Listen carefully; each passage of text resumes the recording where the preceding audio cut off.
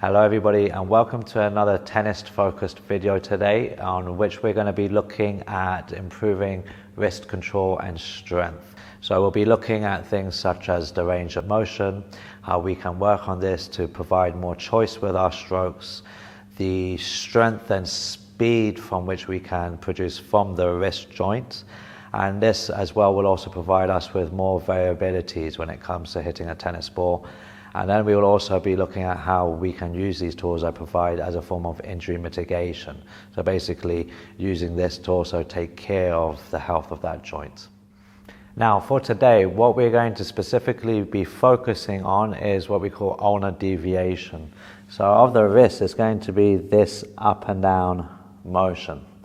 Okay, so if we have a tennis racket, we can imagine the type of strokes this will improve will pretty much be your forehand. We'll be exploring this wrist motion. So if I'm isolating the elbow and the shoulder, what we can do with this wrist, basically how we can manipulate a forehand based upon what we can use from our wrist. Something for the backhand will be exactly the same. So isolating the rest of my arm, it's exploring how much of these wrist movements we can. So this will be a combination of the ulnar deviation, but other wrist movements also involved at the same time. Also, if you think for the serve, this coming over the ball is also something that we will be working on exploring. The first thing we're going to start with, just to prep the wrist, will be wrist cars. If you have a tennis ball, use a tennis ball so that you can start to begin to grip an increment. I'm going to say sit down and rest your forearm onto your thigh like this, but place your hand over the forearm like this, and this is to just kind of feel out and not allow any sort of elbow rotation or shoulder rotation even to come along with this movement. So we're going to carve out a large smooth circular motion with the wrist, but what we're trying to avoid is any movement coming from above that wrist. So as I mentioned, the elbow rotation is quite a common one. And what I want you to do is just really try to carve out the largest circle you can, really thinking about taking your time to move in that direction and not rushing it, and really trying to hit all these outer corners. Okay, once you've done a couple of reps going one way, you then want to change direction and then do a couple of reps nice and slow. So that'll be roughly beginning to accumulate roughly a minute of this movement. And while you're going through the last couple of reps, start to just tune into how much range you have, how it feels as you go through the whole movement. Are there any particular areas that you might find specifically challenging? Or you might find you're having to work a little harder muscular-wise, joint-wise in specific areas. It's a bit more tiring. You might feel a bit of stretching, a bit of tightness in particular areas. Just begin to make a mental note. So finishing on that rep. The next exercise that we're going to do is called a PAILS and RAILS. And essentially what we're going to do with this exercise is work on improving, one, the range of motion that we have for ulnar deviation, but then also the strength, especially in a very stretched funnel position, which I'll come to later. But this is generally an area or particular point where we have to have a lot of strength to produce force for hitting a tennis ball. So what we're going to do is we're looking for a sort of stretch sensation around this whole area here. Okay, for some it might actually even travel as high up into the elbow, but ideally we're trying to find something in terms of tension, tightness around this region here. What we're going to be lengthening will be this type of tissue here. You want to do what we call a hook grip, which is bring the thumb in and then wrap your fingers over it as best as you can. Okay, the idea is to kind of close this thumb and already start to lengthen what is here. Then I'm going to rest my arm onto my leg just for comfort and support.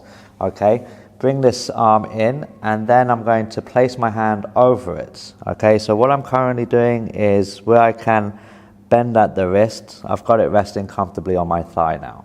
Hand is over and then I'm going to slowly drop my elbow down over the leg. So as I do that, what essentially is happening is I'm bringing this motion into its end range, i.e.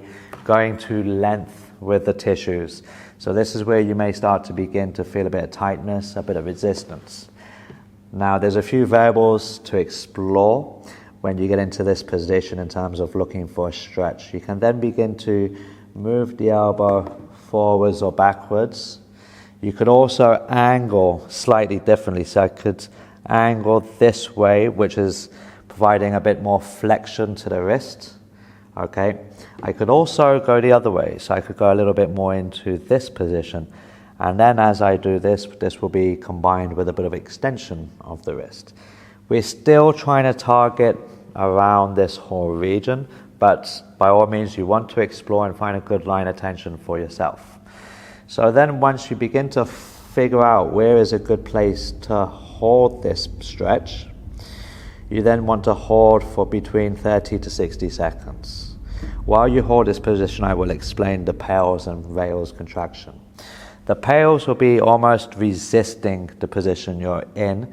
You're going to think you want to create this movement with the thumb and this movement with the wrist. Okay, so I won't actually change position whatsoever, but I'm going to start to contract all the tissues that are being stretched on this side that will allow me to create that motion. And then the opposite will be the underneath surface. I want to try and contract everything here to try and promote more of this ulnar deviation actively. So we'll run through a quick set. You're here, you have that stretch, follow along with me. So you're going to gently, at a mild 10 to 20%, start to push your thumb into your fingers as hook gripping it, as if you're trying to straighten it. Start to contract everything on the top of the wrist as if you're trying to bring it into more of a neutral position. And that's just a mild effort, really gently. You want to assess how it feels to give it a real gentle contraction. And then slowly build that up from a 20 to a 40%. As you build up, you're also trying to assess how it feels at 40. Maybe you start to feel that as you increase, it's getting a little bit harder to maintain that effort. So as I say, 60%, if you feel you're able to maintain the effort, you slowly build up. If you're starting to feel like this is nearing what you can maintain, or the best effort you can produce without it feeling too vulnerable, then I would say hold there. If you feel comfortable, then gradually build up from that 60 to 80, then safest, greatest effort. The intent is to find a good effort, keep it safe, and in total time for this PAILS contraction, 30 seconds, which will be roughly the same time we've been holding it now. So gently soften that contraction and then do the opposite. So I'm trying to close my thumb a little bit more. I'm trying now to actively promote more of this curled position with the wrists. Almost like I'm trying to now hold onto this stretched sensation. As I mentioned, I'm squeezing everything under here not to let this position loose. And you also want to hold that for 20 to 30 seconds, after which hand goes back over, soften the contraction, and then you can play with lowering the elbow, once again in combination with maybe moving the elbow forwards or backwards, twisting, rotating this forearm over to try and find a new line of tension. Give yourself another 15 to 20 seconds, just getting comfortable in that new range. Okay? And then what I would suggest is either stay in that position for the second round and then have a repeat set just like I ran you through. PAILS contraction, build up slowly, hold for a total of 30 seconds. Rails contraction, also a similar sort of time, 15 to 30 seconds, and then spend a bit of time just relaxing into that new range of motion. What this will do, like I mentioned earlier, is increase our ability to have more range to produce this particular motion, and it's also building you strength in a position where the muscles and the connective tissues are also at their weakest, where they've been lengthened as much as possible. So being able to build strength in that particular area will mean that your range of motion will also increase, but you'll be able to produce force in areas where you're a little bit more weaker generally and a little bit more vulnerable. As I mentioned, this might be very similar to that very end position of a backhand where I'm having to then reverse the motion. Same for forehand. When my wrist drops before I start to lower the wrist to come over, this will be certain degrees of radial deviation with other wrist movements. So it's really about improving how much we can move with this wrist. So after you've done a couple of sets on the PAILS and rails, this next exercise is to help follow up with improving a bit more strength through length, so by lengthening the muscles and the connective tissues. So I'm also going to take the same setup that I used earlier, having the hook grip, also having my wrist resting over my leg on a position where I feel comfortable to start dropping that elbow. And what this is going to be is an eccentric for the same exercise that we did earlier. So I'm eccentrically loading on a deviation. I want to start away from the stretch, so basically where things are a bit shorter. So I'll start something like this. Hand, I anchor against the other. And then from here, I'm slowly dropping my elbow over. But as I'm slowly dropping my elbow over, I'm constantly creating tension for the PAILS contraction. So what I was doing with the PAILS contraction, contracting everything here as if I was trying to open up the thumb, bring the wrist to neutral, is what I'm holding as I drop this elbow down. And then I'll come back up and reset. So I'll start up here again, I'll create a bit of tension like that for the PAILS contraction, and then I'm starting to gradually and slowly drop the elbow, trying to hold on to that tension. It can get quite uncomfortable as you get towards your end range, so take your time with the movement. Try not to force too deep into the stretch if it doesn't feel that comfortable or safe for yourself. And then as you get comfortable with this exercise, you can also start to change rep by rep maybe, so change the angle of the wrist, change the angle of where you're lowering the elbow as well. So that essentially you're making each rep maybe just a little bit different. Commonly working with tennis professionals, what I find is that wrist for which they hit the tennis ball with, so the wrist which they hold the racket, will be a lot tighter, a lot more limited in range of motion with all its movements. So they'll generally find that hitting various different areas really addresses many different areas of tightness for them. So for this exercise, I would recommend 1 to 2 sets, roughly around a minute per set, and then deciding how much contraction, how much effort you're contracting this area, and even how much range of motion you're working through the exercise as means to control the intensity. The last exercise I'm going to run through is a weighted ulnar deviation. So I've got a few different bits of equipment I'm going to demonstrate with. Very much depends on what you have access to. My favorite piece of equipment is the Indian club to do this with. This is 2 kilos, but all the weight is at one end, making this feel quite heavy, especially for the task I'm going to demonstrate. But if you don't have an Indian club, you could use something like a hammer. You could use a dumbbell if you're able to hold at one end comfortably.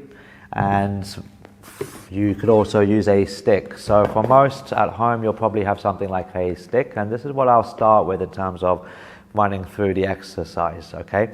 So the movement is to actively go from this movement A to B, the ulnar deviation that we've been training, but you'll also be able to explore different movement variables. So like I told you in terms of exploring the stretch earlier, you can put a bit of wrist flexion into it, you can apply a bit of wrist extension as you're going through the motion, and you can change these things a little bit as well.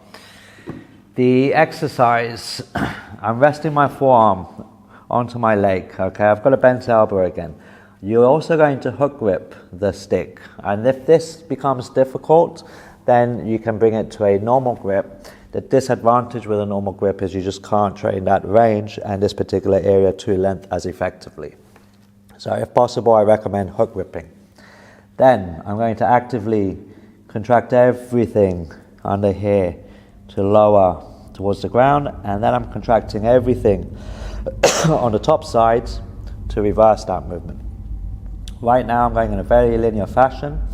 In this position I feel I had more range, I could have gone further, but the stick touched the floor. So what you can do is close the elbow a bit more so that you have more range to work with.